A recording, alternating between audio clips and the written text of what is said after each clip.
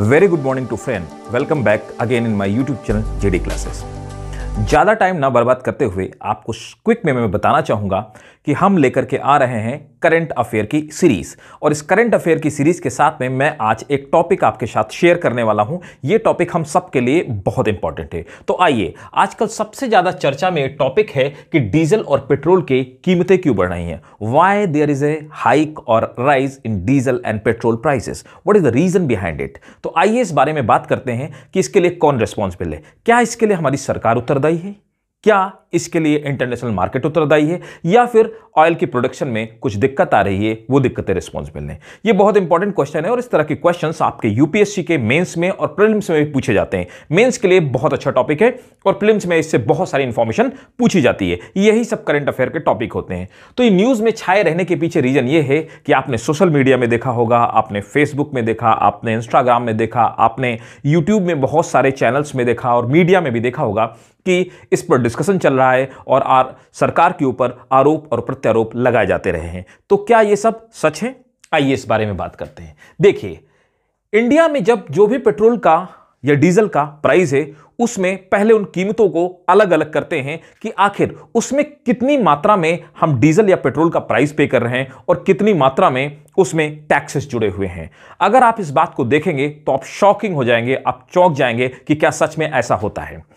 Simple सी बात, अगर retail price की बात की जाए, रिटेल प्राइस जिसको कि हम हिंदी में खुदरा मूल्य कहते हैं, रिटेल प्राइस या खुदरा मूल्य वो होता है जब हम किसी पेट्रोल पंप पे जाते हैं और पेट्रोल पंप पे जाकर के अपनी बाइक या कार पार्क करते हैं और उसे पेट्रोल डालने के लिए कहते हैं। हमने पेट्रोल में जितने पैसे पे किए, फॉर सेक ऑफ एग्जांपल अगर मैं ये कहूं कि टोटल मैंने 100 रुपए डीजल या पेट्रोल का दाम वहां पर पे किया, अभी मैं पर लीटर की बात नहीं कर रहा हूं, मैंने 100 रुपए का पेट्रोल खरीदा। उस 100 रुपए के पेट्रोल में सिर्फ उस पेट्रोल में 1/3 प्राइस जो था वो मतलब करीब 34 रुपए के आसपास डीजल या पेट्रोल की कीमत थी। बाकी के जितने पैसे मैंने उस 100 रुपए में पे किए वो सभी क्या थे? दे वर टैक्सेस। तो इंडिया में 1/3 जो भी प्राइस होता है वो सिर्फ ऑयल का प्राइस होता है। आपको बता देता हूं कि ऑयल को खरीदने के बाद इसी 1/3 प्राइस में इंपोर्ट ड्यूटी भी इंक्लूडेड है और 2/3 जो होता है वो टैक्स होता है। टैक्स कौन इस पे करता है और टैक्स कौन इस पे इंपोज करता है?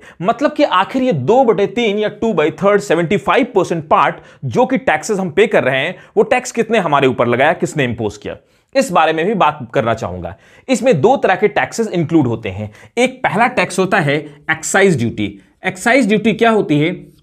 एक्साइज ड्यूटी सेंट्रल गवर्नमेंट मतलब केंद्र की सरकार हमारे ऊपर इंपोज करती है और ये किनके ऊपर इंपोज किया जाता है? वो लोग जो किसी भी चीज का उत्पादन कर रहे होते हैं, प्रोडक्शन कर रहे होते हैं, उनके ऊपर ये टैक्स लगाया जाता है। दूसरी बात की जाए, इसमें स्टेट गवर्नमेंट एक टैक्स इंप्लीमेंट करती है, उसे हम वैट कहते हैं। इसे वैल्यू एडिड टैक्स कहा जाता है। वैल्यू एडिड टैक्स स्टेट में हो रहे किसी भी तरह के व्यापार के ऊपर इंपोज किया जाता है, इसको स्टेट गवर्नमेंट टैक्स इंपोज करती है। तो एक्साइज ड्यूटी और वैल्यू एडिड टैक्स मतलब वैट दोनों मिलकर के इस टैक्स को कॉन्स्टिट्यूट करते हैं। मतलब कि इस टैक्स में दो लोगों ने टैक्स लगाया हुआ है। पहला एक्साइज ड्यूटी, जिसको कि जीएसटी आ जाने के बाद आज की डेट में हम उसको सेंट्रल जीएसटी कहते हैं या सीजीएसटी कहते हैं, और वैट स्टेट गवर्नमेंट लगाती है। ये दोनों मिलाकर के पेट्रोल का रेट या डीजल का रेट बढ़ा देते हैं। तो इतनी भारी मात्रा में गवर्नमेंट टैक्स हमारे ऊपर इंपोज कर रही है।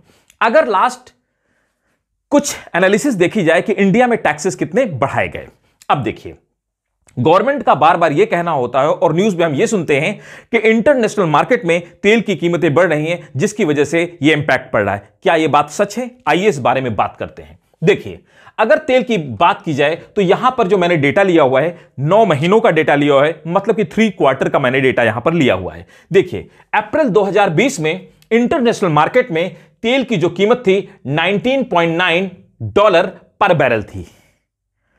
इसको अगर मैं रुपए में कन्वर्ट करूं तो आप देखेंगे टोटल कुल मिलाकर के ये 1448.72 रुपीस हो रहा है। मतलब कि 1448.72 रुपए का एक बैरल हमें पड़ता है।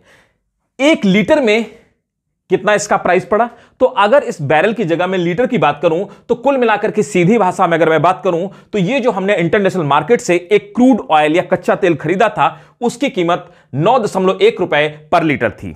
अब क्वेश्चन एक, ये यूपीएससी में ऑलरेडी प्रीलिम्स में क्वेश्चन पूछा जा चुका है कि एक बैरल में आखिर कितने लीटर होते हैं। तो एक बैरल में कितने लीटर होते हैं? When I was in the UPSC like aspirant, तो मुझसे क्वेश्चन पूछा गया और इस टेस्ट में आप देखेंगे यूपीएससी क्वेश्चन पेपर में ऑलरेडी आ चुका है। सो एक बैरल में कितना होता है, आपको जानकारी के लिए बता देता हूं कि ये एक परंपरा है, एक बैरल में 158.9 लीटर तेल होता है एक बैरल में। आपने देखा होगा वो ढोलक के शेप के, ड्रम के शेप के जो छोटे छोटे लकड़ी के बने हुए कार्टून्स होते हैं, उनको हम बैरल कहते हैं। तो एक बैरल में 158.9 लीटर ऑयल आता है और इंटरनेशनल मार्केट में अल्कोहल को और ऑयल को बैरल में ही नापा जाता है। अब देखिए, तो कुल मिलाकर के 2020 में 1 लीटर प्राइस की जो कीमत, 1 लीटर तेल का जो प्राइस था वो 9.1 रुपीज था। इसी तरह से जनवरी 2021 में यह प्राइस बढ़ गया, 54.8 पर बैरल हो गया, जो देखा जाए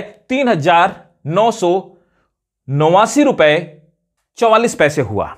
राइट, इतना बढ़ गया। तो 3,989.44 रुपीज एक बैरल का प्राइस था। इस हिसाब से 1 लीटर का जो प्राइस था वो 25.1 रुपए हुआ। तो कुल मिलाकर के 9 महीने में इंटरनेशनल मार्केट में तेल का रेट कितना बढ़ा? 9.1 से 25.1 हो गया। लेकिन इससे ज्यादा, बहुत ज्यादा इंपैक्ट नहीं पड़ा, इसको बढ़ाया गया। क्यों बढ़ाया गया? अरेबियन कंट्री ने देखा कि कोरोना के समय में तेल की डिमांड घट रही है, जिससे कि उन्होंने तेल को प्रोड्यूस करना कम कर दिया।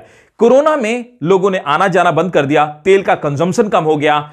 लोगों ने, जब ट्रांसपोर्टेशन बंद हो गया तो तेल का यूज कम हो गया, जिसकी वजह से इंटरनेशनल मार्केट में तेल की डिमांड घट गई और प्रोडक्शन बढ़ता गया। इसकी वजह से तेल के रेट गिरने लगे।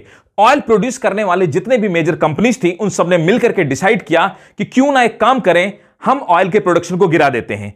इसको देखते हुए $1 मिलियन पर डे के प्रोडक्शन को ऑयल प्रोड्यूस वाले कंपनीज ने गिरा दिया, जिसकी वजह से मार्केट में डिमांड बढ़ने लगी और सप्लाई घटने लगी। इस डिमांड सप्लाई के खेल में इन ऑयल प्रोड्यूसिंग कंपनीज ने क्या किया कि इसका रेट बढ़ा दिया। तो ऑयल प्रोड्यूसिंग कंपनीज ने यह रेट बढ़ाया, ना कि यह रेट अपने आप बढ़ा। फिर भी इस 9 रुपए से 25 रुपए तक तेल के रेट पहुंचने में इसमें तेल का रेट नहीं बना। रीजन यह है कि अगर देखा जाए पिछले 6 साल में, लास्ट 6 ईयर में गवर्नमेंट ऑफ इंडिया ने पिछले 6 साल में 73% एक्साइज ड्यूटी बढ़ा दी है पेट्रोल के ऊपर।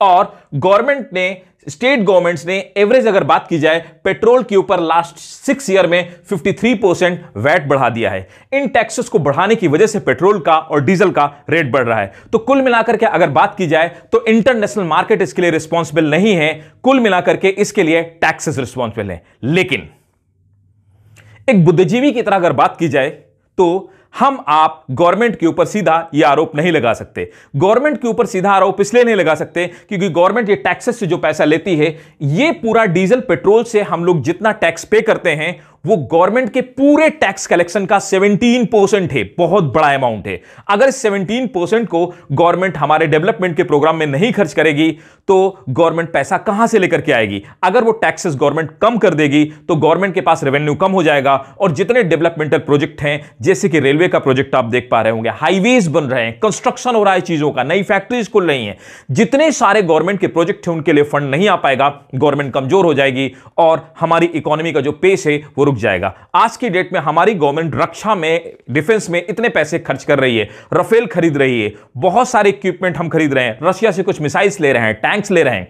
अगर हम आप ये टैक्सेस नहीं पे करेंगे तो गवर्नमेंट के पास पैसा नहीं होगा और गवर्नमेंट क्या करेगी? इन प्रोजेक्ट को बंद कर देगी। इसलिए ये टैक्सेस गवर्नमेंट की मजबूरी बन जाते हैं। लेकिन होता क्या है कि जब भी ऑयल के प्राइस बढ़ते हैं, गवर्नमेंट के ऊपर प्रेशर पड़ता है। गवर्नमेंट प्रेशर में आकर के अगर टैक्सेस को रिड्यूस कर देगी तो गवर्नमेंट का जो फिजिकल बैलेंस है, फिस्कल बैलेंस जिसको हम लोग बोलते हैं, मतलब वित्तीय स्वास्थ्य जिसको हम लोग कह रहे हैं, वो बिगड़ जाएगा और गवर्नमेंट को प्रोजेक्ट बंद करने पड़ जाएंगे। राइट, 2017 में इसके पहले गवर्नमेंट ही डिसाइड करती थी कि डीजल और पेट्रोल का रेट क्या होगा कंट्री में। लेकिन 2017 के बाद में जितनी भी ऑयल कंपनीज हैं, इन सबको राइट दे दिया गया है कि वो डीजल और पेट्रोल के दाम को बढ़ा और घटा सकती हैं इंटरनेशनल मार्केट के अकॉर्डिंग।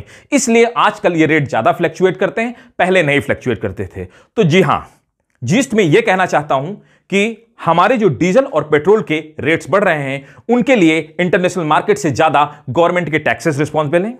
इसमें भी सेंट्रल गवर्नमेंट ज्यादा रिस्पॉन्सिबल है, स्टेट गवर्नमेंट कम रिस्पॉन्सिबल है। क्यों? क्योंकि सेंट्रल का टैक्स ज्यादा है। तीसरी इंपॉर्टेंट बात जो मैं आपके साथ शेयर करना चाहता हूं वो ये है कि अगर गवर्नमेंट टैक्स नहीं इंपोज करेगी तो गवर्नमेंट अपने डेवलपमेंट प्रोजेक्ट नहीं चला पाएगी। तो कुल मिलाकर के इसके लिए आम जनता को तैयार रहना पड़ेगा, आपको डेवलपमेंट की कॉस्ट पे करनी पड़ेगी। हां, यह बहुत दुखद है और यह बहुत सोचनीय विचार है कि गवर्नमेंट अगर इसी तरह से टैक्सेस बढ़ाती रही तो एक मिडिल क्लास जो जनता है, एक मिडिल क्लास आदमी है, जिसके ऊपर पेट्रोल और डीजल की मार पड़ती है, वो परेशान हो जाएगा। तो गवर्नमेंट को जरूर से जरूर इसके बारे में कुछ विचार करना चाहिए। होप ये वीडियो आपको इंफॉर्मेटिव लगा होगा और इस वीडियो के बाद आपको समझ में आ गया होगा कि आखिर पेट्रोल और डीजल के रेट्स बढ़ने का खेल क्या है। सो गाइस, अगर ये वीडियो आपको इंफॉर्मेटिव लगा हो, लाइक कीजिए, शेयर कीजिए और सब्सक्राइब कीजिए, जिससे कि मुझे भी मोटिवेशन ले ले। और इस तरह से अब मैंने आपके लिए एक सीरीज बनाई है जो करंट अफेयर की सीरीज है। लगातार मैं करंट अफेयर के जितने सारे टॉपिक हैं इसी तरह से आपके साथ डिस्कशन करता रहूंगा। Thank you ladies and gentleman.